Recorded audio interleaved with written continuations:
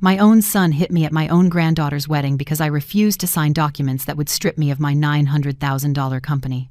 But what my granddaughter revealed next left everyone in total shock. If you don't subscribe now, you're going to regret missing the end of this story. I never thought the most brutal betrayal of my life would come wrapped in the sweet scent of roses at my granddaughter Isabella's wedding. At 68 years old, I thought I had seen everything life had to offer. I built an empire from nothing, buried my husband after 40 years of marriage, and dedicated every fiber of my being to securing my family's future. But that Saturday afternoon, while looking for a quiet place to escape the noise of the celebration, I discovered my own flesh and blood had been plotting my destruction for months. I had stepped into the study of the country house, where the wedding was being held, seeking a moment of peace. The laughter and music filtered faintly through the thick oak walls when I heard familiar voices coming from the garden, just on the other side of the half-open window. It was my son, Richard, 45 years old, talking to someone on the phone. His voice had that cold, calculating tone he only used when discussing important business. "No, listen to me," he said with an urgency that froze my blood. "The old woman is getting more and more stubborn. Just yesterday she yelled at me when I suggested she give me power of attorney to help her with the paperwork. She says she's still perfectly capable of handling her affairs. We need to speed up the process." I stood there, paralyzed. The old woman. Is that how he referred to me when he thought no one was listening? "We already got the medical evaluations we need," he continued. Dr. Hernandez cooperated perfectly after I explained the situation. He signed the reports about her gradual cognitive decline without even examining her. It cost $50,000, but it was worth every penny. I felt a dagger twist in my chest. Dr. Hernandez had been our family doctor for 15 years. I had helped him set up his private practice with a personal loan when the banks turned him down, and now he had forged medical reports about my mental health in exchange for money. "Isabella is playing her part perfectly," Richard went on. "She's been documenting every time Mom forgets something or acts confused. Of course, she's confusing her on purpose, changing appointments, hiding documents, that sort of thing. My daughter is very smart." The world swayed beneath my feet. Isabella, my beloved granddaughter, the light of my eyes. The girl I had practically raised myself after her mother died when she was just 8. The girl who called me grandma with so much love, who hugged me and swore she would always take care of me. She was sabotaging my daily life to create false evidence of my mental incompetence. "The plan is simple," Richard continued, with a coldness that made my skin crawl. "Once we have the declaration of incompetence, we can temporarily transfer everything to my name to protect the assets. Then, well, a luxury nursing home will solve the problem permanently. She'll never know the difference if she's really losing her mind, right?" My legs almost gave out. A nursing home. They wanted to lock me away in a nursing home after stealing everything I had built over 45 years of tireless work. The company I had built from a small workshop in my garage, working 16-hour days, skipping meals, sacrificing my youth and my health, all to ensure my family would never want for anything. "And what if she resists?" asked the voice on the other end of the phone. "She won't be able to," Richard answered with a bitter laugh. "Legally, once we have the declaration of incompetence, she has no say. And emotionally, well, the old woman loves us too much to really fight back. That's always been her weakness. She loves us more than she loves herself." In that moment, something inside me broke. But it wasn't my heart. It was something far more dangerous. It was my ability to continue being the loving, trusting matriarch I had been my whole life. In its place, something cold, calculating, and relentless was born. I realized they had made a fatal mistake. They had completely underestimated who they were dealing with.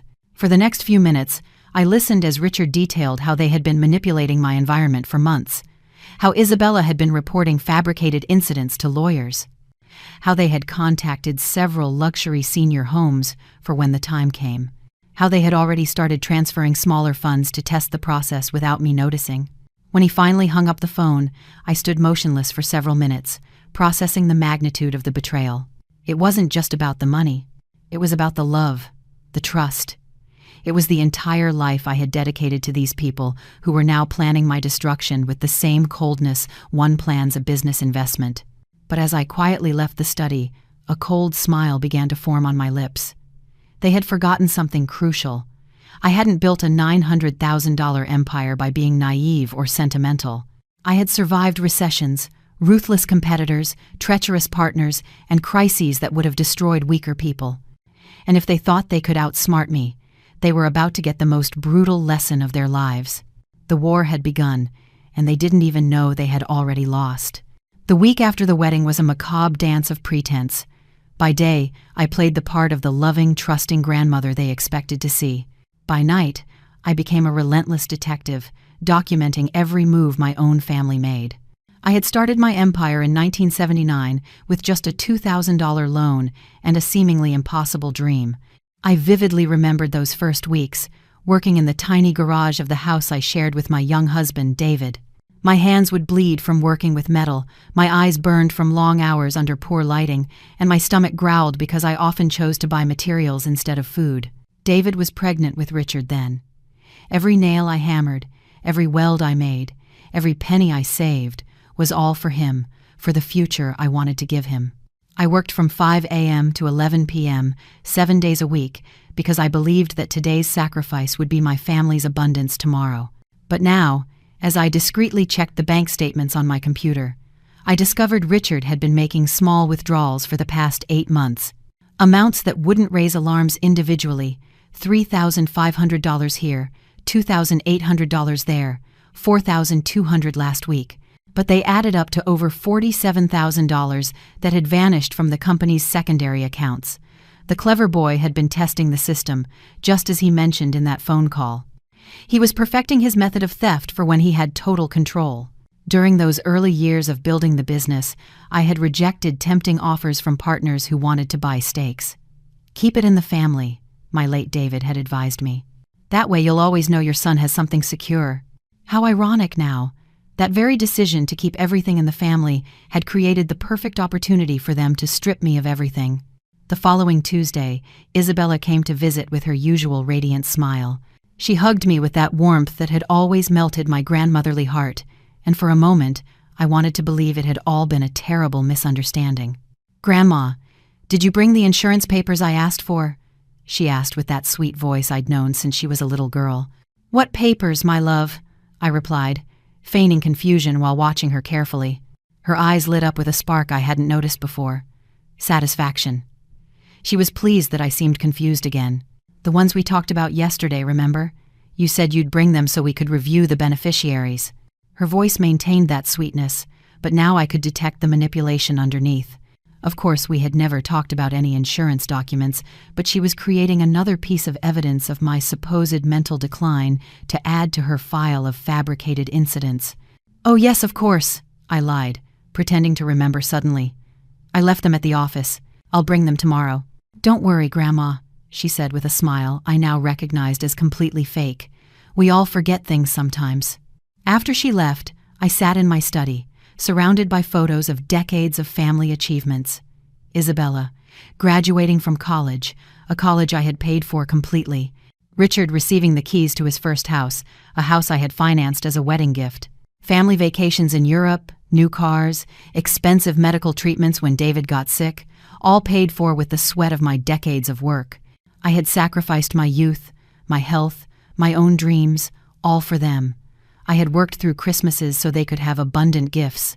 I had given up my few hobbies to reinvest every dollar into the growth of the company that would one day be their inheritance. And now I discovered that while I remembered those sacrifices with a mother's pride, they saw them simply as their birthright. Worse, they were impatient to claim it all without waiting for me to die naturally. That night, I discreetly installed additional security cameras in my house and office. If they were going to document my supposed decline, I would document their real betrayal. I also hired a private investigator with impeccable references. If they had lawyers working against me, I would have professionals working to protect what I had built. On Wednesday, while organizing my financial files, I found something that froze my blood: a series of recent inquiries to my accountant about emergency estate planning and transfers due to incapacity. Inquiries I had never authorized, but that had been made by Richard using his limited power as the company's vice president. My own accountant, the man who had handled my finances for 15 years, was providing confidential information to my son to facilitate my ruin. Another trusted professional who had been bought or manipulated. But every discovered betrayal only fueled my growing determination. They saw a vulnerable old woman. I knew I was a seasoned strategist who had survived and thrived in a brutal business world for nearly 5 decades. They had mistaken my motherly love for weakness.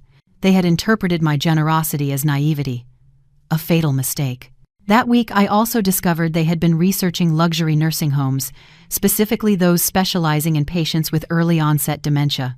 They had visited 3 facilities, as I was able to discreetly verify. They weren't just planning to rob me. They were planning to lock me away where I could never reclaim my freedom or my assets. On Friday night, while they thought I was asleep, I was in my study preparing my counteroffensive. I had documented every small theft, every unauthorized inquiry, every piece of evidence of their conspiracy. I had recordings, photographs, and witness statements I had begun to discreetly cultivate. But most importantly, I had started moving my most valuable assets into entirely new accounts and legal structures, all inaccessible to them, even if they managed to get their fraudulent declaration of incompetence. The war had escalated, and while they continued to underestimate the confused old woman, I was building a machine of destruction that would annihilate them completely. I smiled in the darkness of my study. Very soon, they would learn the difference between experience and youthful ambition. The most painful memories came in the early hours of the morning, when the silence of the house amplified every sound of my clandestine investigation. As I reviewed the files I had obtained on the fraudulent medical evaluations, I couldn't help but remember the years when Richard was just a 5-year-old boy, running around the workshop while I welded metal parts to complete urgent orders. Back in 1984, my husband David had developed health complications during a second pregnancy that sadly ended in loss. The medical expenses had completely drained our savings, but I kept working tirelessly, fueled by the hope of giving Richard the future he deserved. I clearly remembered those nights when he would fall asleep in a cardboard box next to my workbench because we couldn't afford a babysitter. Now, 40 years later, I held in my hands the forged reports that same child had paid to create. Dr. Hernandez had written detailed evaluations of my supposed progressive cognitive decline, describing symptoms I had never experienced and behaviors I had never exhibited. Patient shows clear signs of temporal and spatial confusion, I read in one of the reports, frequent episodes of forgetting recent conversations, difficulty managing complex financial concepts. I recommend evaluation for possible senile dementia. Every line was a meticulously constructed lie, but written with the medical authority that would make it legally devastating. Hernandez had invented dates for appointments that never happened, described exams he never performed, and diagnosed a disease I didn't have. What was most disturbing was discovering that Isabella had provided supporting testimony for these reports. My own granddaughter had written sworn statements describing completely fictitious incidents, repetitive conversations we never had, confusion about dates I never showed, difficulties with simple tasks I never experienced. Her writing was elegant, persuasive, completely convincing. I had educated her well, too well, apparently. I had funded her communications degree at the most prestigious private university in the country, thinking those skills would help her succeed in life. I never imagined she would use them to orchestrate my destruction with such sophistication. During those formative years in the 80s, I had taken on industrial welding contracts that required me to get up at 4 a.m. to reach distant construction sites. David would pack my lunch in a battered second-hand lunchbox, always including a loving note that I kept in my pocket during the long work days. "For the best mom in the world," he would write. "Richard and I are waiting for you at home." Those notes gave me the strength to endure the scorching summer heat working with hot metal or the piercing winter cold on unheated construction sites. Every dollar earned immediately went to better food for my family, materials to expand the business, or savings for Richard's future. I had literally sacrificed my body for them. The scars on my arms from welding burns, the knots in my back from carrying heavy materials, the partial hearing loss from years of industrial noise, it was all a price I gladly paid for their well-being. And now, as I examined the fake medical bills, I saw that Richard had paid $75,000 for this medical farce, money he had gradually stolen from the company accounts that I had built with those same scarred hands, now trembling with outrage. The following Tuesday, I decided to test how far they were willing to go with their charade. During our weekly family breakfast, a tradition I had kept religiously for decades, I casually mentioned that I had been considering reorganizing my will. The reaction was instant and revealing. Richard nearly choked on his coffee, while Isabella became visibly tense. Their eyes met with a silent communication that confirmed my worst suspicions. "Why would you want to change anything, Mom?" Richard asked, trying to sound casual but failing miserably. "Everything is perfectly organized as it is." "Well," I replied, watching their expressions carefully, "I've been thinking about some charitable donations, maybe dedicating part of the company to educational foundations." Isabella practically turned pale. "But Grandma, don't you think you should consult with the family first? I mean, these are very important decisions to make on your own." There it was. The subtle suggestion that I was no longer competent to make important decisions about my own estate. It was exactly what I expected to hear, but it hurt in ways I hadn't anticipated. "You're right, dear," I said with a smile they interpreted as senile agreement. "Maybe I should think about it more." But in reality, my mind was working with crystal clarity, calculating every move of my counteroffensive. That same afternoon, I discreetly transferred $200,000 to a brand new trust account, established under legal structures that would make them inaccessible even with a court order based on mental incapacity. I had also started recording all our family conversations. Every subtle manipulation, every attempt to sow doubt about my mental competence, every lie designed to support their fraudulent narrative was all being documented in professional quality. On Friday, while reviewing the week's recordings, I found something particularly revealing. In a phone conversation Isabella had while she thought I was napping, she had discussed the next steps with someone once they had legal control. "Once she's in the home, we can sell the house immediately," she had said with a coldness that chilled me to the bone. "The real estate market is at an all-time high. We should get at least $850,000 for the property." My house. The house where I had raised Richard, where David had died in my arms, where every room held memories of a life dedicated to my family. They were planning to sell it before my body was even cold in the nursing home. But every painful revelation only strengthened my resolve. They had fatally underestimated who they were up against. They thought they were manipulating a confused and sentimental old woman. In reality, they were awakening a business predator who had survived decades of brutal competition through strategy, patience, and the ability to execute absolutely devastating revenge. Their mistake would be legendary. The early mornings in March inevitably took me back to 1987, when I was just 32 years old and ambition ran through my veins like pure electricity. I worked from 5 a.m. to 11 p.m., fueled only by black coffee and a fierce determination to build something great for my family. In those brutal but hopeful days, my hands were my only real capital. I welded, cut, assembled, painted, all by myself. Every piece that left my small workshop carried my sweat and my vision. Richard was 8 years old then and used to join me on Saturdays, organizing screws by size while I worked on projects that would determine our economic future. "Mom, will I be able to do this too someday?" he had asked one afternoon, holding a small tool with the reverence of someone contemplating magic. "Son, someday all of this will be yours," I had replied, lifting him onto my shoulders to show him the workshop from above. "But you'll have to earn it with dedication and honesty." Now, 4 decades later, those words echoed with devastating irony as I examined the latest recordings I had obtained of their private conversations. My investigator had installed listening devices in Richard's car, and the revelations were increasingly incriminating.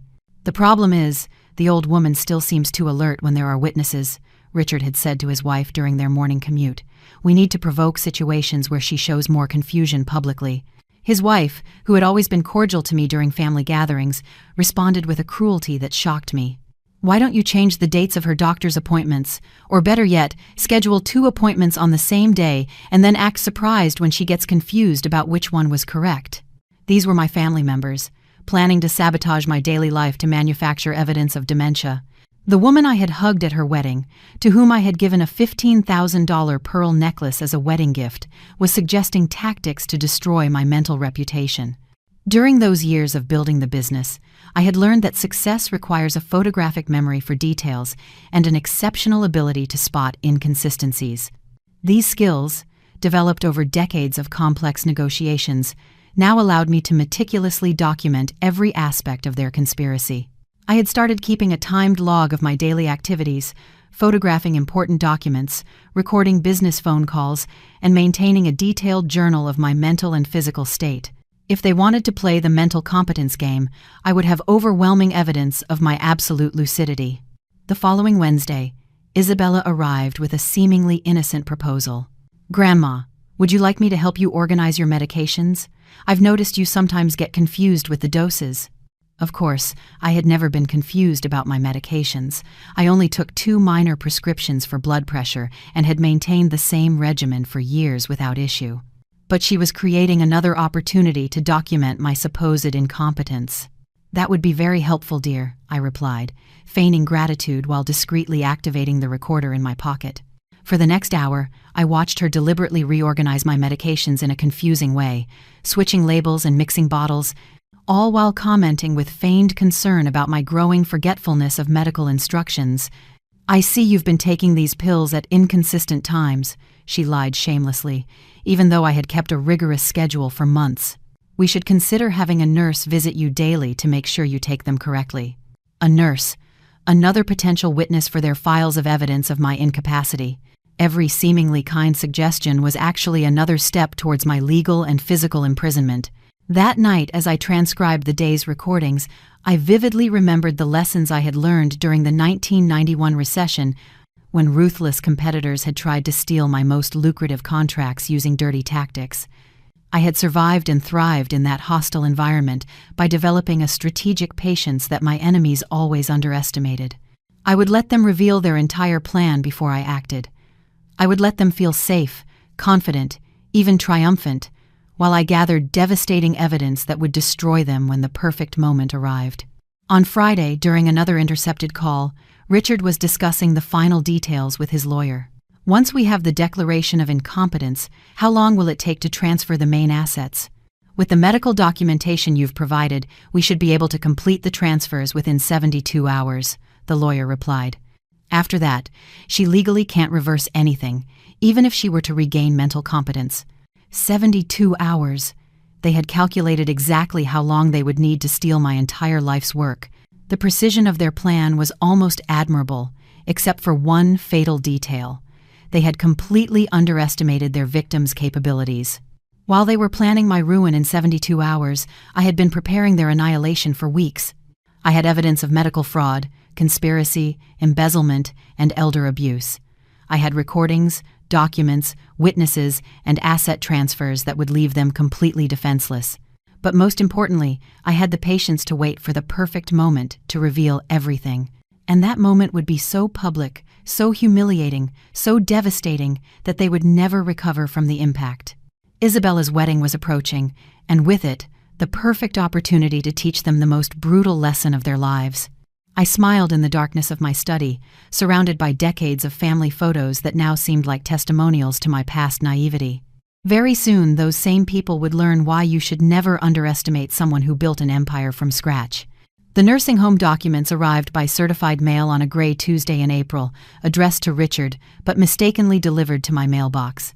Fate, it seemed, had a perverse sense of humor. As I held the manila envelope in my trembling hands, not from age but from contained fury, I vividly remembered the day I first held my son's college diploma. It was 1998, and Richard had finished his degree in business administration with honors. I had worked double shifts for 5 consecutive years to pay for that prestigious private education, even selling my classic motorcycle that I had restored as a personal hobby. My husband, David, had cried with pride at the graduation ceremony, whispering, "Our boy will have opportunities we never did." I had invested $180,000 in his education, not just in tuition, but in housing, a car, personal expenses, and even a study trip to Europe that I considered essential for his international training. I signed every check with the satisfaction of building my heir's future. Now, 26 years later, that expensive education had become the sophisticated tools he was using to plan my destruction. The documents from Sunset Gardens were meticulous, professional, devastatingly detailed. Richard had requested reports on specialized care for progressive dementia and security programs for patients with a tendency to flee. A tendency to flee, as if I were a criminal who needed to be contained behind gilded bars. The monthly cost was $8,500, payable from the patient's assets under family administration. Of course, he had made sure that I would be funding my own prison. The efficiency of his evil was almost artistic. During those decades of motherly sacrifice, I had taught Richard principles I believed were fundamental: honesty, family loyalty, respect for elders. On Sunday mornings after church, we used to walk in the park while I explained business concepts, corporate ethics, and social responsibility. "Son, money comes and goes," I had told him on one of those walks when he was 15. "But your reputation and integrity are the only things that truly define you as a person." His eyes shone with what I interpreted as admiration and respect. Now I realized he had probably been calculating when he could get his hands on my money that comes and goes, without a care for the integrity I held so dear. The following Friday, during another of our weekly family dinners, Richard casually mentioned his concern for my well-being. His acting had improved considerably with practice. "Mom, Maria and I have been discussing your safety here in the house," he began, using his wife's name to give collective weight to his manipulation. "This house is too big for one person. The stairs could be dangerous if you have an episode of confusion." An episode of confusion. They had developed a whole euphemistic vocabulary to describe the dementia I supposedly suffered from. "Besides," Isabella continued, perfectly supporting her father's narrative, "we've found some really beautiful assisted living options. Places where you'd have constant company and specialized medical care. Assisted living. Another elegant euphemism for a geriatric prison. You could maintain your independence," Richard lied shamelessly, "but with the peace of mind of knowing there are professionals available 24 hours a day." I played along with an award-winning performance. "Well, I suppose I could consider visiting a few places just to see the options." Their faces lit up with barely contained satisfaction. They had interpreted my feigned cooperation as evidence that my resistance was weakening. In reality, I had just given them enough rope to hang themselves publicly. That night, as I reviewed the day's recordings, I found something that filled me with a cold determination. In a phone call after dinner, Richard had celebrated with someone what he considered significant progress. "The old woman is starting to give in," he had said with a joy that turned my stomach. "I think she's finally accepting that she needs specialized help. We should be able to move her within 3 weeks." 3 weeks. They had set a deadline for my imprisonment. The precision of their timeline revealed months of careful planning, not the emotional impulses of genuine family concern. Over the next few days, I pretended to seriously consider their suggestions, even asking for brochures from several nursing homes they had pre-selected. Every brochure I reviewed in their presence, every question I asked about care facilities, every show of apparent interest, filled them with a growing confidence that would be their undoing. But while they privately celebrated my supposed capitulation, I was finalizing the most devastating aspects of my counteroffensive. I had hired a different law firm, one specializing in elder abuse and family fraud, without them having the slightest suspicion. I had also begun to meticulously document my mental and physical capacity through independent medical evaluations with specialists they didn't know. I had neurological, psychiatric, and cognitive certifications that unequivocally proved my total competence, all professionally dated and notarized. The following Tuesday, Isabella arrived with limited power of attorney contracts that would supposedly help me with minor administrative matters while I maintained my primary autonomy. Of course, the documents were drafted in such a way that they would grant her virtually total control over my finances once signed. "It's just for little things, Grandma." She lied with that sweet smile that had once melted my heart. "Paying bills, making deposits, routine things you shouldn't have to worry about handling." I reviewed the documents carefully, feigning serious consideration while secretly recording every word of her fraudulent explanation. After 20 minutes of theatrical analysis, I said, "Let me think about it over the weekend, dear." Her momentary frustration was delicious to watch, though she quickly hid it behind another artificial smile. That night, alone in my study, I smiled with fierce satisfaction as I arranged the final pieces of my perfect revenge. I had evidence of medical fraud, criminal conspiracy, embezzlement, and elder abuse. I had recordings, documents, witness testimonies, and medical evaluations that would completely demolish their house of lies. But most importantly, I had the perfect date to reveal everything.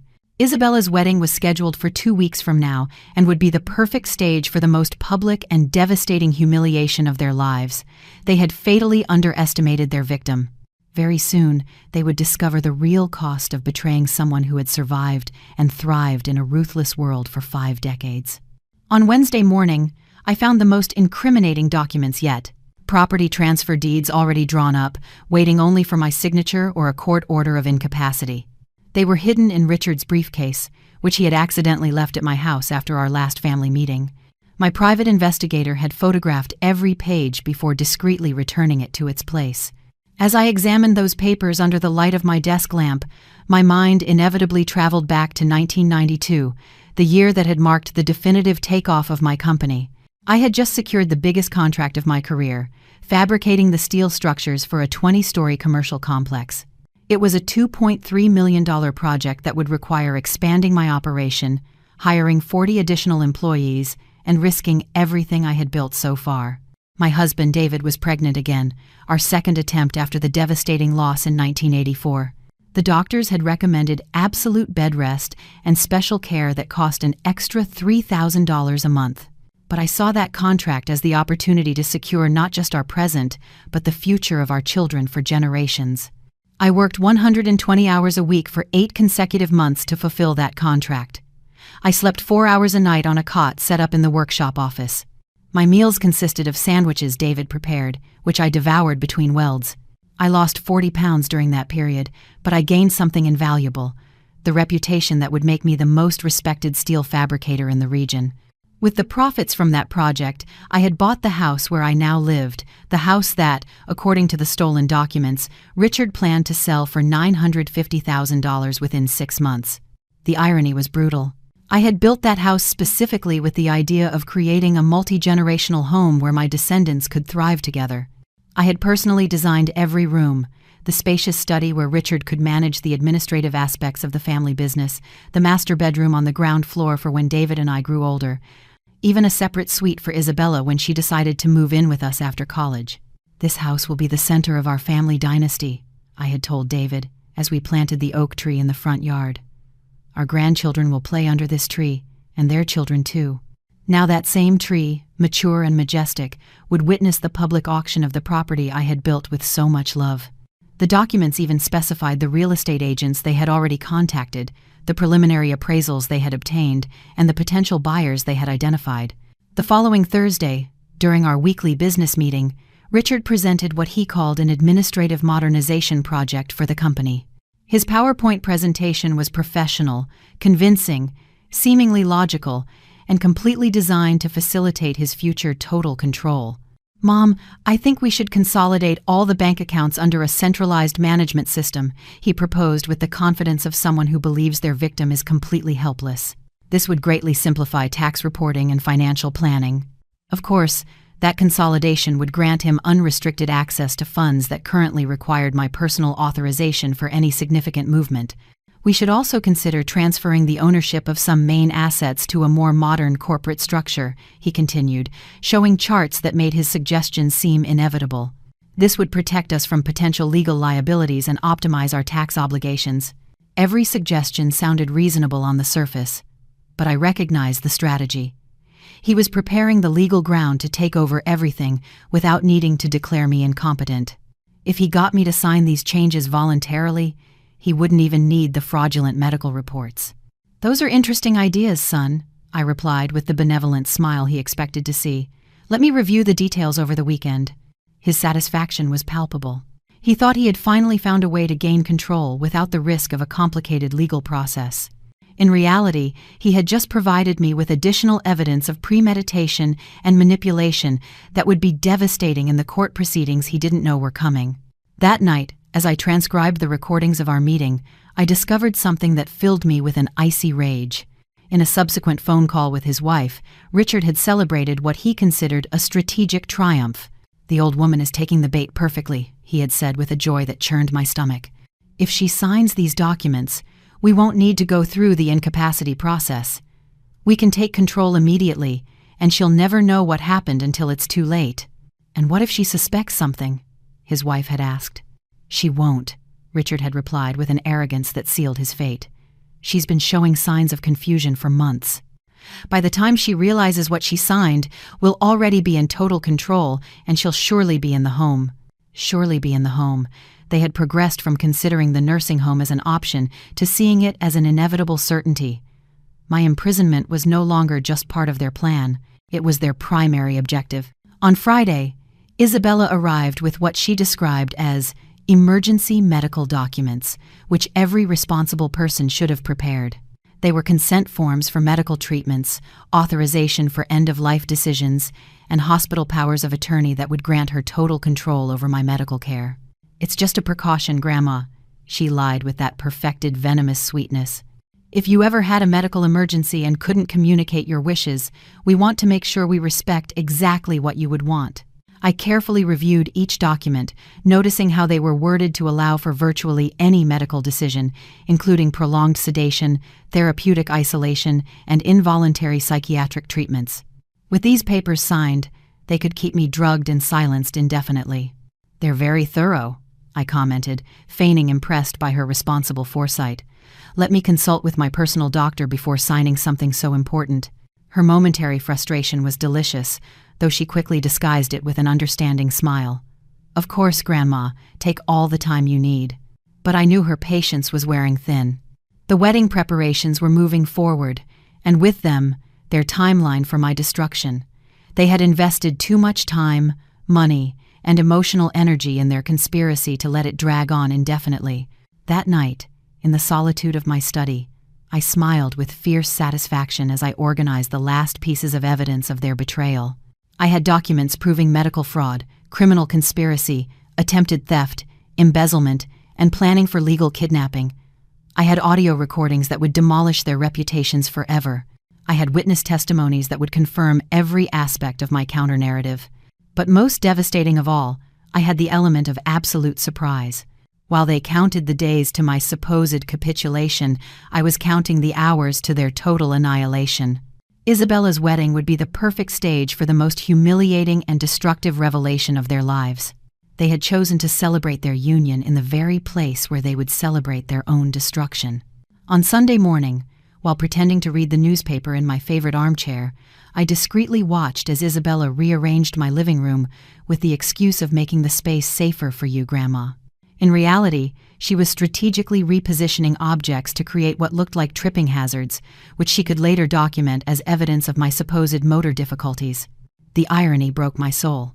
I vividly remembered when that same little girl was 7 years old and came to my house crying because some classmates had made fun of her worn-out shoes. My husband, David, had died just a year earlier, and I was simultaneously battling devastating depression and the responsibility of raising a motherless granddaughter on my own. "Don't worry, Princess," I had whispered that night while comforting her. "Tomorrow we'll go buy the most beautiful shoes in the whole city." I had spent $300 on school shoes for a 7-year-old girl, money that represented almost a full week's work in those tougher times.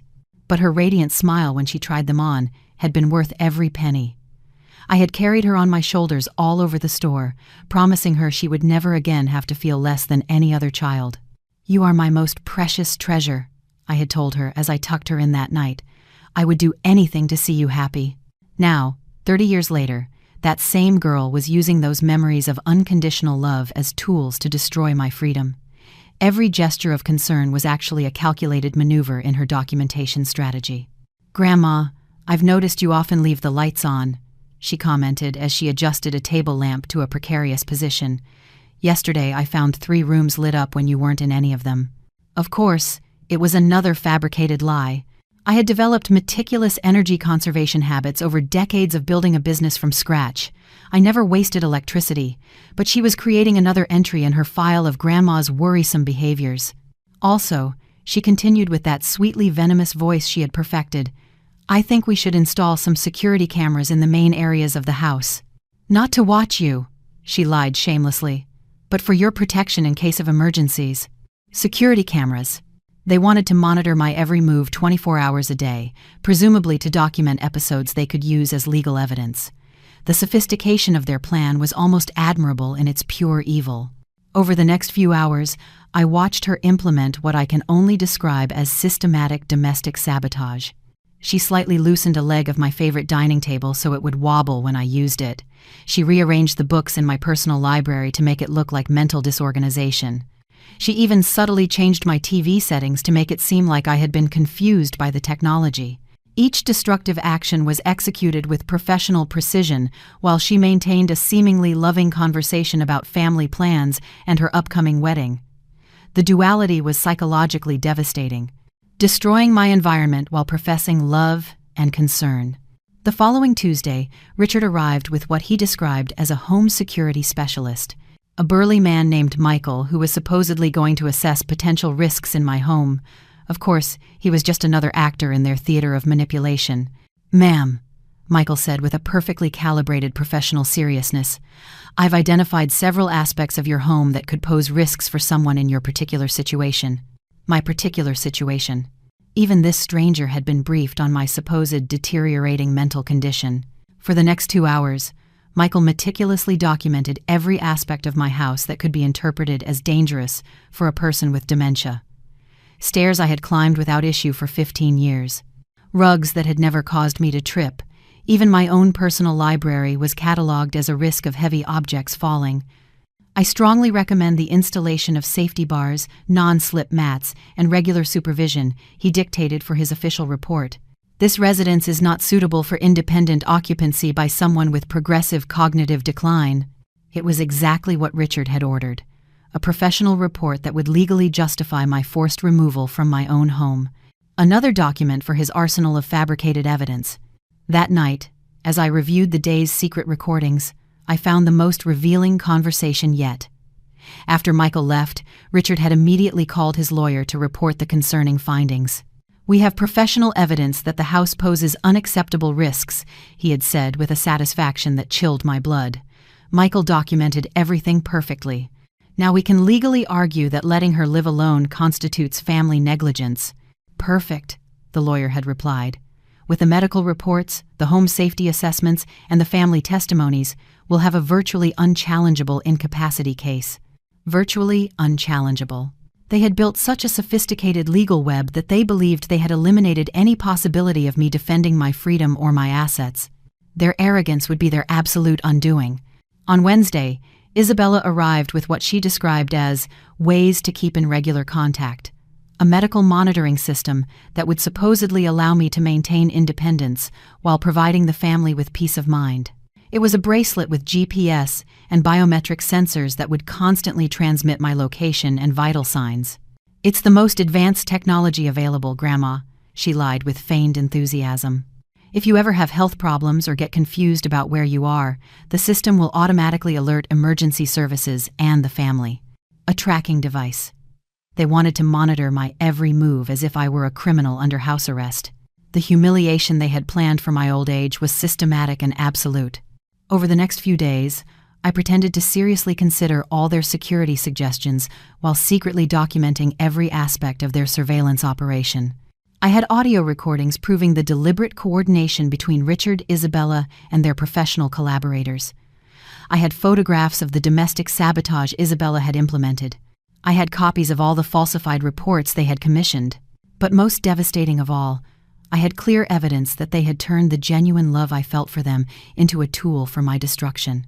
They had weaponized decades of family trust to execute the most sophisticated and cruel theft imaginable. On Friday night, alone in my study, I looked at the family photos covering the walls. Isabella as a baby in my arms, Richard learning to ride a bike while I ran beside him, Christmases filled with gifts I had financed with extra work, graduations I had celebrated with genuine motherly pride. Each image represented years of unconditional love that they had decided to exploit for their material gain. But it also represented something more powerful, the absolute motivation to execute a revenge that would be remembered for generations. The wedding was fast approaching, and with it, the perfect moment to reveal the most devastating truth this family had ever faced. On Monday morning, I received a call that froze my blood. It was from the bank, informing me of an irregularity in my personal savings account, the same account where I kept the funds I had earmarked as a wedding gift for Isabella. Someone had tried to transfer $50,000 using an authorization with my forged signature. As I drove to the bank to investigate personally, my mind inevitably transported back to 2015, when Isabella had come to my office with genuine tears streaming down her cheeks. She was 22 and had just been accepted into the master's program in international marketing at the University of Barcelona, a dream she had pursued for years. "Grandma, it's the opportunity of a lifetime," she had sobbed in my arms. "But it costs $85,000 for tuition, housing, and living expenses. Dad says it's too much money for something unnecessary." I vividly remembered how my heart had broken seeing her devastation. My husband David had dreamed his whole life of traveling to Spain, but we could never afford it while building the business. Seeing Isabella with the chance to live that dream felt like giving my late husband a posthumous gift. "Princess," I had told her, drying her tears with my handkerchief, "your education will never be unnecessary. We'll transfer the full amount tomorrow." I had liquidated some of my personal investments to finance those 2 years in Barcelona. Every month, I sent her an additional $2,500 so she could live comfortably, travel around Europe on weekends, and focus completely on her studies without financial worries. Her letters from Spain had been my joy during those years. Photos of museums she visited, restaurants where she dined, trips to France and Italy that I had funded without question. "Thank you for making my dream possible, Grandma," she wrote regularly. "I promise to use this education to make you proud for the rest of your life." Now, 10 years later, that expensive education had become the sophisticated tools she was using to orchestrate my financial destruction. The knowledge of international marketing I had funded had transformed into strategies of psychological manipulation aimed at me. At the bank, the manager showed me the documentation of the fraudulent transfer attempt. The forged signature was surprisingly accurate. Someone had practiced extensively to replicate my handwriting, but there were small technical errors that revealed the deception to an expert eye. "Do you have any suspicions about who might have attempted this?" the manager asked with genuine professional concern. "I'm looking into several possibilities," I replied, keeping my expression neutral while secretly photographing all the documents. "Could you provide me with copies of all related paperwork?" On the way home, I discreetly called my private investigator to report this new development. Forgery of bank documents was a federal crime that would add years of potential prison time to the charges I was already compiling against them. That afternoon, Isabella arrived for our weekly wedding planning session, meetings she had insisted on having to involve Grandma in all the important details. Of course, I now knew these meetings were actually opportunities to document my supposed mental decline through confusing conversations she deliberately provoked. "Grandma, did you remember to bring the check for the catering we discussed?" she asked with that radiant smile that had once lit up my darkest days. Naturally, we had never discussed any check for catering. She was creating another situation where my forgetfulness could be documented for her legal files. But this time, I decided to test how far she was willing to go with her lies. "Of course, dear," I replied, pretending to remember suddenly. "Was it for $15,000 or $25,000? My memory isn't what it used to be." Her eyes lit up with a greed that I found physically repulsive. "It was $25,000, Grandma, for the premium menu we chose last week. $25,000. She had instantly inflated the amount by an extra $10,000 when she thought I was confused about the numbers. Her greed had surpassed even her strategic caution. "Of course, you're right," I lied while discreetly activating the recorder in my pocket. "Let me write the check right now." For the next 30 minutes, I watched her construct an elaborate fiction about completely invented wedding expenses, extra flowers we had never discussed, live music she had supposedly approved, even an extended honeymoon that, according to her, I had promised to finance as a special gift. By the time she finished her performance, she had fabricated $73,000 in fictitious expenses that she expected me to pay based on conversations that had never happened. The sophistication of her scam was almost artistic in its shameless audacity. "Isabella," I said in the gentlest voice I could manage, "are you absolutely sure we discussed all these details? My memory has really been worrying me lately." "Absolutely, Grandma," she lied without the slightest hesitation. "In fact, I have notes from our conversations if you need to refresh your memory." Notes. She had fabricated written documentation of imaginary conversations to back up her fraudulent financial claims. The level of premeditation was chilling. That night, as I transcribed the day's recordings, I found something that filled me with an icy fury. In a subsequent phone call, Isabella had celebrated with someone what she considered a major strategic success. "The old woman is starting to sign checks without asking questions," she had said with a joy that turned my stomach. "Her confusion about numbers is getting worse quickly. We might be able to drain her liquid accounts much sooner than planned." "How much do you think you can get before the wedding?" asked the voice on the other end of the line. "If I keep gradually increasing the amounts, probably $200,000 over the next 3 weeks, Isabella had replied, with the coldness of an accountant calculating quarterly profits. "By the time she notices, We'll already have full legal control, and she'll be in the home. $200,000. My own granddaughter had calculated exactly how much money she could steal from me before executing the final phase of my imprisonment. The precision of her malice was absolutely chilling. The following Wednesday, she arrived with what she described as family emergency documents that every responsible person should sign before important events like weddings. They were forms naming her the primary beneficiary of my life insurance, granting her full power over my bank accounts in case of temporary incapacity, and giving authorization to make critical medical decisions. "It's just a precaution, Grandma," she lied with that perfected venomous sweetness. "If anything were to happen to you during the wedding celebration, we want to make sure everything is organized according to your wishes." I carefully reviewed each document, noticing how they were written to transfer virtually all my assets to her immediate control once signed. With these papers, she could empty my bank accounts, sell my properties, and take control of my company without needing complicated legal proceedings. "They're very thorough," I commented, feigning impressed by her responsible organization. "Let me review them with my lawyer before signing anything so important." Her frustration was momentarily visible before she disguised it with a sympathetic smile. "Of course, Grandma, but remember the wedding is in 10 days. We need to have everything ready before the ceremony." 10 days. She had set a precise deadline to get my signature on documents that would strip me of everything. The artificial urgency revealed that her timeline of destruction was accelerating dangerously. That night, in the solitude of my study, I looked at a photo of Isabella at 15, the day she won her first school debate competition. I had been in the front row, clapping with motherly pride as she received her trophy. "I dedicate this award to my grandmother," she had said from the podium, "who taught me that words have the power to change the world." Now, 15 years later, she was using that same power of words to build the legal prison that would confine me forever. But she had forgotten something crucial. I had taught her that power, and I knew her strengths and weaknesses intimately. The wedding was fast approaching, and with it, the perfect moment to demonstrate who had truly mastered the art of using words to change the world. On Thursday morning, while reviewing the latest suspicious bank movements, I received a revelation that would completely change my counterattack strategy.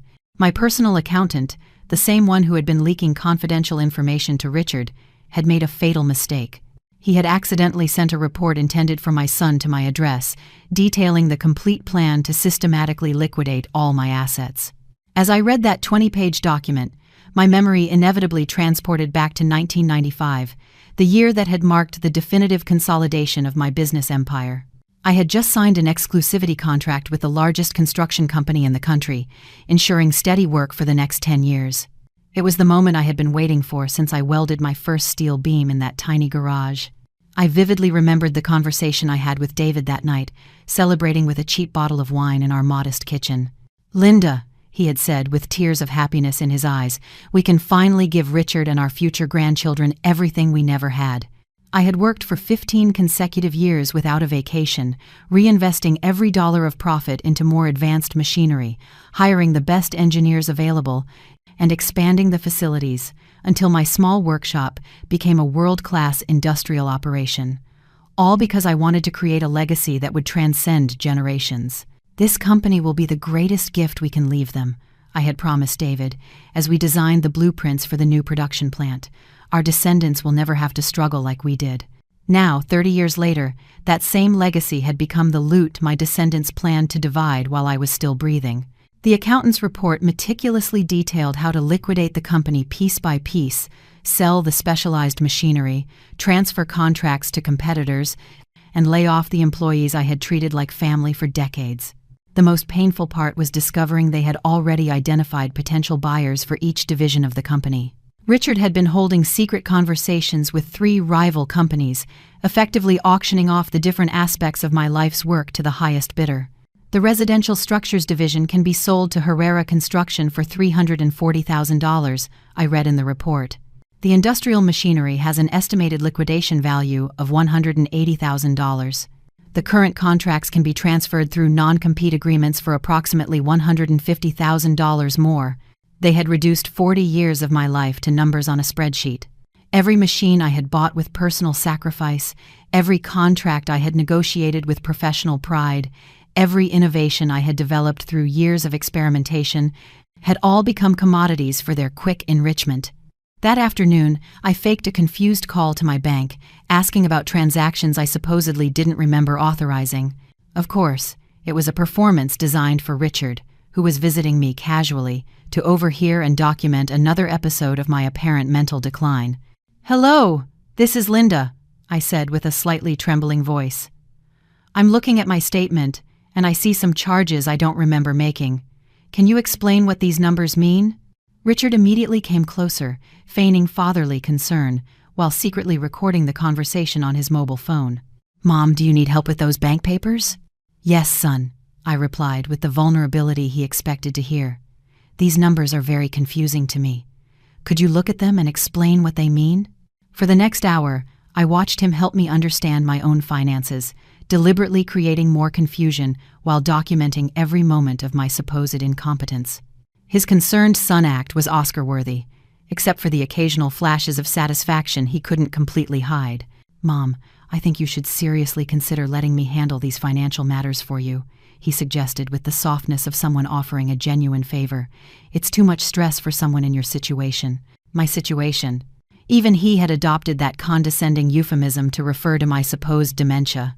That night, as I transcribed the day's recordings, I discovered the most incriminating conversation yet. Richard had immediately called his lawyer after our financial help session to report what he considered definitive evidence of my incapacity. "I recorded everything perfectly," he had said with an excitement that made me sick. "She couldn't understand basic banking concepts she's handled for decades. She even got confused about the balance in her main account. It's exactly what we needed for the incapacity proceedings." "Excellent," the lawyer had replied. "With this additional evidence, we can proceed with the court petition next week. Once we have the incapacity order, you'll have 72 hours to complete all asset transfers." 72 hours. The timeline to steal my entire life had been accelerated to less than 3 days once they obtained the legal declaration they were seeking. On Friday, Isabella arrived with what she described as the most special surprise for the most wonderful grandmother in the world. It was a photo album she had prepared as a thank you gift for everything I had done for her throughout her life. As I flipped through those carefully organized pages, each image was an emotional dagger aimed directly at my maternal heart. Baby Isabella in my arms the day she was born. 5-year-old Isabella riding the pink bicycle I had given her for her birthday. Isabella graduating from high school with the academic excellence scholarship I had funded through private tutoring. "Every photo represents a moment you showed me unconditional love, Grandma," she said with tears that seemed completely genuine. "I want you to know how much everything you've sacrificed for our family means to me." Her words were perfect. Her emotions seemed authentic. Her gratitude sounded sincere. If I hadn't known the truth about their plans, I would have been moved to tears by her seemingly loving gesture. "I also prepared this," she continued, handing me an elegant envelope. "It's a letter explaining exactly how you've helped me become the woman I am today." I opened the letter with deliberately trembling hands, faking the emotion she expected to provoke. But as I read her eloquent words about my motherly love and generous sacrifices, I knew that every line was part of her strategy to disarm my emotional defenses before the final blow. "Dear Grandma," the letter began, "there are not enough words to express my gratitude for the countless sacrifices you have made for me. Your love has been the most beautiful constant in my life, and your generosity has made every one of my achievements possible." Every word was calculated to maximize my emotional vulnerability. She was weaponizing decades of genuine love as psychological preparation for the moment she would ask me to sign the documents that would complete my destruction. That night, in the solitude of my study, I looked at the photo album while listening to the audio recordings that had revealed their real plans. The juxtaposition was psychologically devastating. Images of authentic motherly love, accompanied by evidence of calculated betrayal. But instead of depression, I felt a crystal-clear clarity about what I had to do. They had made the most fatal strategic mistake possible. They had completely underestimated the capacity for revenge of someone who had built an empire by surviving in a brutal business world. Over the next few hours, I finalized the most devastating aspects of my counteroffensive. I had secretly transferred $400,000 to completely inaccessible offshore accounts. I had restructured the ownership of my company through legal trusts that permanently excluded them. I had compiled evidence of fraud, conspiracy, and elder abuse that would send them to prison for years. But most importantly, I had chosen the perfect time and place to reveal everything. Isabella's wedding in less than a week would be the stage for the most public and devastating humiliation this family had ever witnessed. I smiled in the darkness, surrounded by decades of family photos that now represented testimonials of my past naivety. Very soon, those same people would discover the real cost of betraying someone who had survived and thrived through 5 decades of ruthless competition. The war was about to end, and I had already won before they even realized it had begun. On Saturday morning, 5 days before the wedding, I received the call that would definitively confirm the date of my supposed destruction. It was from Dr. Hernandez, the corrupt doctor who had falsified my evaluations, informing me of an urgent follow-up appointment scheduled for Monday morning, an appointment I had never requested. "Ma'am? We need to review the results of your recent neurological exams," Dr. Hernandez lied with rehearsed professionalism. "I've detected some irregularities that require immediate attention." Of course, there had been no recent neurological exams. This was the appointment where he would officially diagnose my severe mental incapacity, providing the final medical document Richard needed for the court proceedings on Tuesday. The timeline of my annihilation had brutally accelerated. As I hung up the phone, my mind inevitably traveled back to 1988, the year that had defined my philosophy on family generosity. My husband David had been diagnosed with severe rheumatoid arthritis, a condition that required expensive experimental treatments not covered by our basic health insurance. I vividly remembered the conversation with the specialist at the hospital. "Ma'am, this treatment could give your husband decades of additional pain-free life," the doctor had explained, "but it costs $45,000 a year for at least 5 years. $225,000. It was practically everything I had saved over 10 years of tireless work. But when I looked at David, sitting in that wheelchair with his eyes full of silent pain, the decision was instant. "Doctor, we start the treatment immediately," I had declared without hesitation. "My husband is worth more than any amount of money." I had liquidated my personal investments, mortgaged the house, even sold my car, and started walking to work to pay for those treatments. For 5 consecutive years, every extra dollar went to David's medicine, while I wore the same worn-out clothes and ate 1 meal a day to stretch our budget. But it worked. David lived for 15 more years practically pain-free, years during which he could see Isabella grow up, celebrate our 30th anniversary, and accompany me in expanding the business into the empire they now planned to steal from me.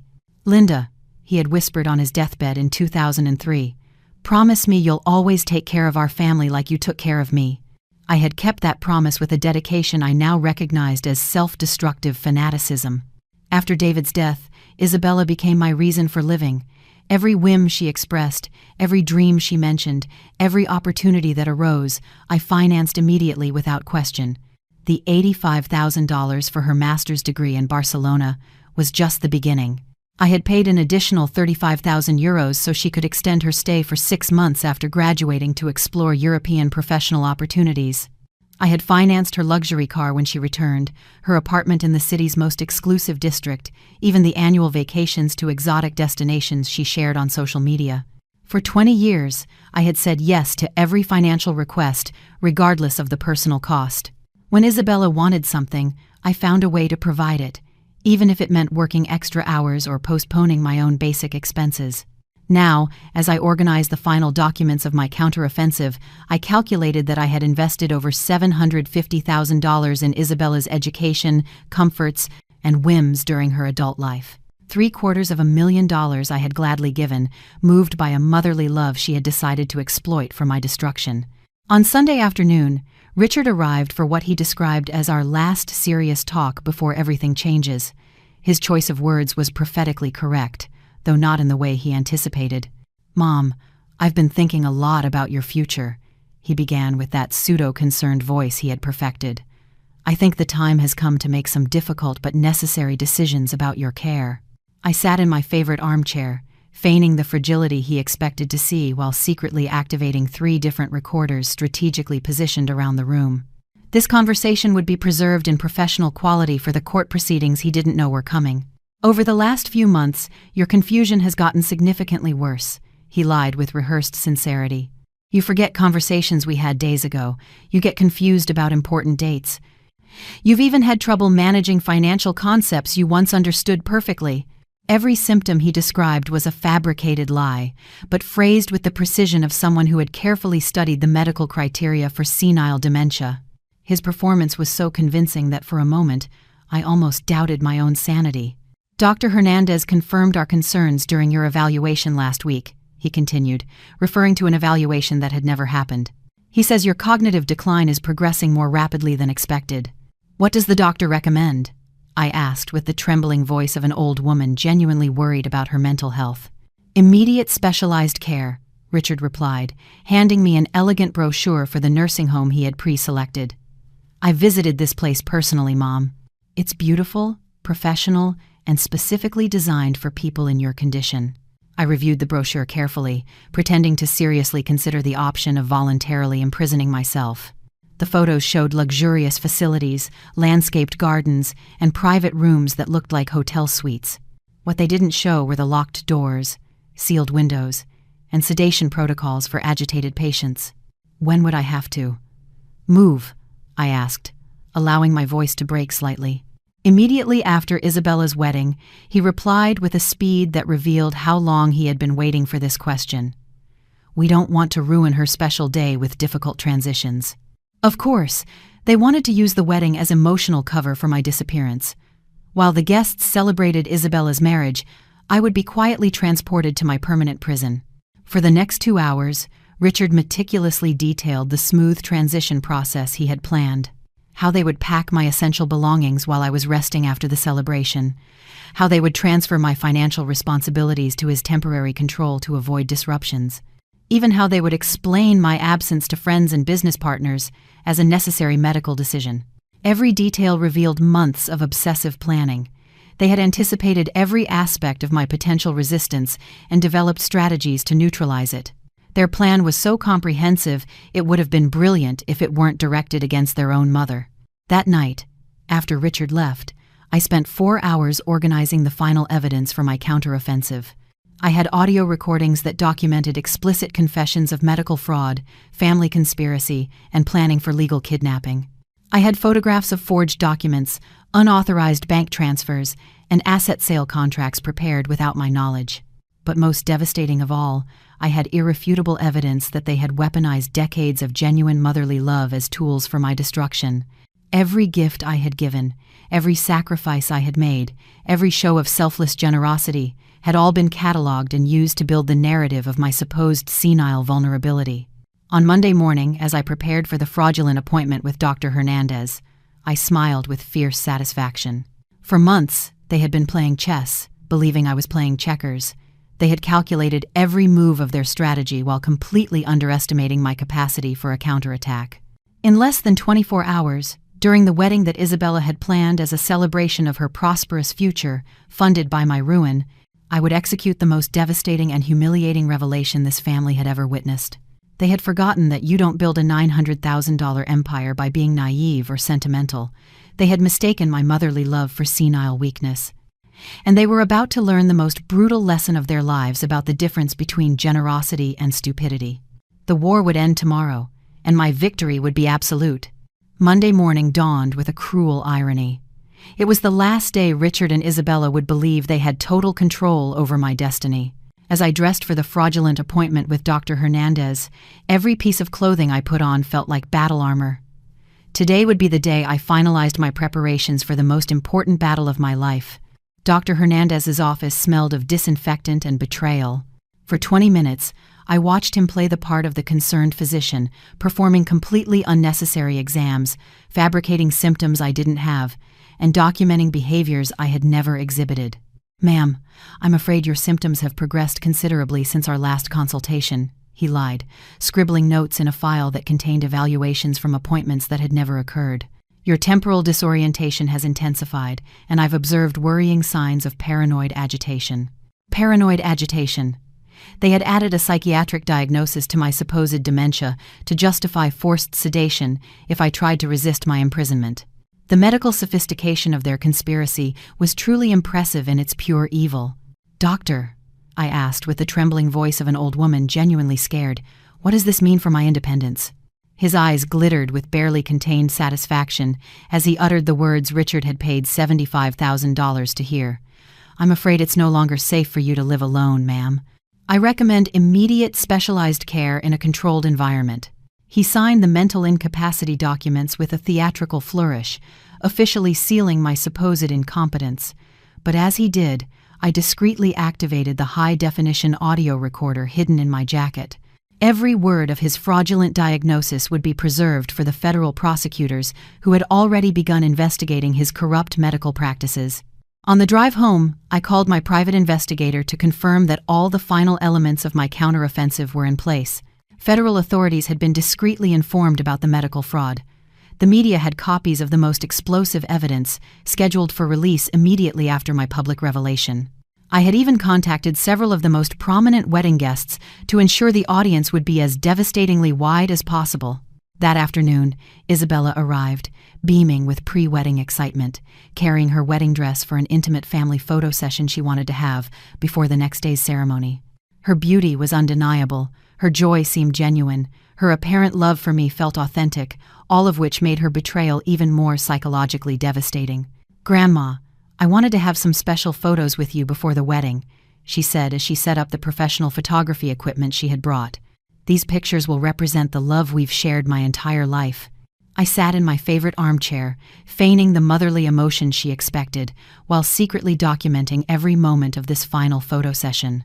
These would be the last images of our relationship before she discovered who I really was when I was underestimated. "Also," she continued with that perfected, venomous sweetness, "I brought the final documents we need to sign before tomorrow. Just legal formalities to make sure everything is perfectly organized for my new married life." The documents were the boldest yet. A complete transfer of my company to a trust controlled by her. Full power of attorney over all my bank accounts, authorization to sell my house immediately after my transition to specialized care, and even permission to make medical decisions about end-of-life treatments. "Isabella?" I said, carefully reviewing each page. "These documents are very extensive. Are you sure we need to sign all of this before your wedding?"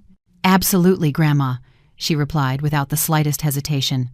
"My prenuptial attorney insists that all family assets are clearly defined before the ceremony. It's to protect both my interests and yours." To protect my interests.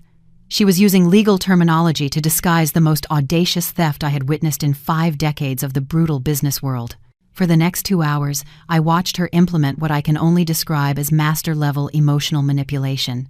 Every photo we took was accompanied by seemingly spontaneous memories of significant moments in our relationship. Every hug was calculated to disarm my rational defenses. Every tear of gratitude was designed to make me sign documents that would complete my total destruction. "I remember when I was 8 and you took me to buy my first fancy dress," she whispered as we posed for another photo. "You spent $200 you didn't have because you wanted me to feel like a princess." I remembered that day vividly. David had died just 6 months earlier, and Isabella had cried for hours because she didn't have nice clothes for her grandfather's funeral. I had emptied my personal savings account to buy her that black dress with white lace, along with patent leather shoes and a velvet coat. "That day you taught me that true love means sacrificing everything for the people who matter most," she continued, using my own life lessons as psychological weapons against me. "That's why I know you understand how important it is to sign these documents to protect our family's future." Every word was calculated to weaponize decades of genuine motherly love. She was turning my entire history of selfless generosity into a justification for my final ruin. After 3 hours of intensive psychological manipulation, I finally feigned an emotional capitulation. "All right, princess," I said with the broken voice of a completely defeated grandmother. "If you believe this is what's best for the family, I'll sign everything tomorrow, after your ceremony." Her relief and satisfaction were so intense they almost radiated physical heat. She had gotten what she believed was my total surrender, my complete acceptance of my own destruction for the sake of family love. "Thank you, Grandma," she whispered, hugging me with what I interpreted as genuine gratitude mixed with calculated triumph. "I promise I will always take care of you, no matter what happens." That night, after Isabella left, I sat in my study surrounded by 40 years of family photos that now seemed like evidence of my own systematic naivety. But instead of depression, I felt a crystal-clear clarity about what I had to do in the next 24 hours. I had spent the last hour on the phone, reviewing every detail of my plan with the legal team I had secretly hired. The federal agents would be discreetly present at the wedding, ready to execute arrest warrants immediately after my public revelation. The media had copies of all the evidence scheduled for live broadcast during the reception. I had even coordinated with several prominent guests to ensure the audience included influential people who would amplify the social impact of the revelation. But most importantly, I had prepared the most devastating reveal imaginable for the perfect moment during the celebration. It wouldn't just be an exposure of their conspiracy. It would be an absolute public demonstration of the difference between genuine experience and miscalculated youthful ambition. I smiled in the darkness of my study as I looked at the photo of David on our wedding day 45 years ago. "Tomorrow, my love," I whispered to his smiling image, "I will finally honor the promise I made to you to protect our family, but not in the way either of us ever imagined." The wedding day had arrived, and with it, the time to execute the most brutal lesson Richard and Isabella would ever receive about the deadly dangers of underestimating someone who had survived and thrived in a ruthless world for 5 whole decades. The war would end today, and my victory would be so complete, so public, so devastating, that it would be remembered for generations as a warning about the real cost of betraying genuine family love. The wedding morning dawned with a clear sky that seemed to mock the storm I knew would break before sunset. As I dressed in my best suit, the same one I'd worn to sign my most important contract 20 years ago, every button I fastened felt like a preparation for the final battle of my life. The ceremony unfolded with the nauseating perfection Isabella had meticulously planned. 200 elegantly dressed guests, imported flowers that cost more than many of my employees' annual salaries, and a 15-piece orchestra playing romantic melodies while I counted down the minutes to the most devastating revelation of their lives. Richard walked down the aisle with a triumphant smile that turned my stomach. He knew that in less than 24 hours, according to his secret timeline, I would be sedated and locked away in a nursing home while he celebrated total control over my empire. His confidence was so absolute it practically radiated arrogance. Isabella looked radiant in her $25,000 dress, a dress I had naturally financed as part of the wedding expenses I had been paying for months. Every pearl on her tiara, every diamond in her earrings, every detail of her bridal attire had been bought with money stolen from the company accounts they planned to liquidate. During the ceremony, I feigned the motherly emotion everyone expected to see. I clapped at the appropriate moments, smiled for the photos, and even shed a few tears when Isabella said her vows. But internally, I was reviewing every detail of the military-style operation I would execute in exactly 90 minutes. The reception began with traditional toasts and speeches full of clichés about family love and generational blessings. Several guests congratulated me on raising such an exceptional granddaughter and for being the most generous matriarch they had ever known. Their kind words would be particularly ironic in retrospect. At 4:30 p.m., exactly on my planned schedule, Richard approached me with the final documents he believed would seal my fate. His timing was perfect. Most of the guests had consumed enough alcohol to be relaxed, yet were still completely alert to witness what was coming. "Mom," he said with that fake smile he had perfected over months, "Isabella and I wanted to handle those last legal details before the celebration's end. Could you join us in the library for a few minutes?" "Of course, son," I replied with the docility of a lamb heading to the slaughter. "But why don't we handle this right here, in front of the whole family? After all, these documents affect the future of all of us." His expression flickered for a moment, a micro-expression of panic that was immediately replaced by a wider smile. "Well, if you'd prefer to do it publicly, absolutely." "I do," I declared, raising my voice enough to catch the attention of the surrounding tables. "In fact, I think all our guests should hear this. After all, this is about the legacy I've built for my family over 45 years. Isabella quickly approached, her eyes shining with what she interpreted as my final cooperation. "Grandma, maybe it would be better." "No, dear," I interrupted with growing firmness. "The time has come for everyone to know exactly what kind of legacy I've built and what kind of family I've raised." A gradual silence fell over the hall as the guests began to sense something significant was happening. Conversations stopped, champagne glasses were set down, and all eyes turned to the three of us, standing in the center of the room like actors on the final stage of a Greek tragedy. "Richard," I began, my voice gaining power with every word, "for the last 6 months, I have been watching with scientific fascination as you and Isabella executed the most sophisticated plan of family theft I have ever witnessed in my life." His face instantly turned pale, but he managed to keep a nervous smile. "Mom, I don't know what you're talking about." "You don't?" I asked, slowly pulling a folder of documents from my jacket. "You don't know about the $47,000 you've been gradually stealing from the company accounts over the last 8 months?" A murmur of shock spread through the room. Isabella tried to intervene. "Grandma, you're confused." "Confused?" I laughed with a coldness that made several guests instinctively back away. Like when Isabella deliberately changed the dates of my doctor's appointments to create false evidence of my supposed dementia? Or when you, Richard, paid Dr. Hernandez $75,000 to forge medical reports about my mental incompetence? The silence in the hall became sepulchral. I could see the guests' expressions transform from confusion to horror as they began to grasp the magnitude of what I was revealing.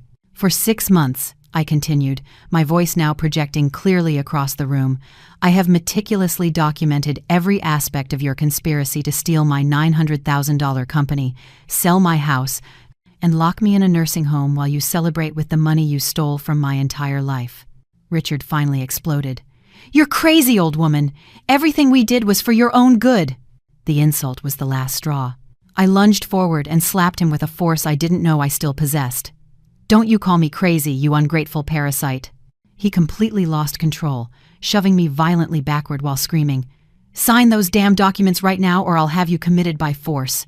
Screams of horror filled the room as several guests witnessed a 4- or 5-year-old man physically attacking his 6- or 8-year-old mother at his own daughter's wedding.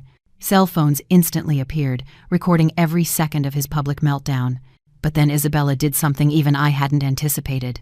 With tears streaming down her face, she screamed with a desperation that silenced the entire hall. "Stop! I can't go on with this lie!"